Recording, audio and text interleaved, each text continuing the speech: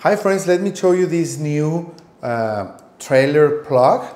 It has 7 ways of connecting here. Each of them will control different things in your trailer or your boat or your flatbed, whatever you are going to connect, like left and turn, right and turn lights, reverse lights, the battery power, the ground cable, and electric brakes. So you can connect one with this male connector. You have a Y splitter with 2 female connectors here, and you can use it for any vehicle, okay? For a 1 ton, a half ton, a long bed or truck, dually, or whatever type of truck that uses a 7-pin socket, okay?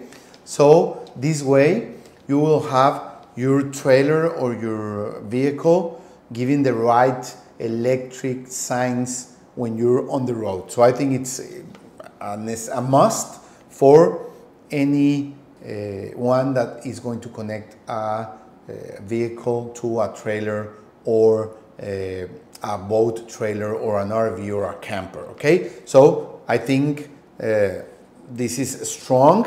As you can see, these dust covers will help you so this won't get inside any rain, snow, dirt or mud, and these cables will stand on harsh conditions like rain, snow, or superheat conditions, okay? So great, have a nice trip.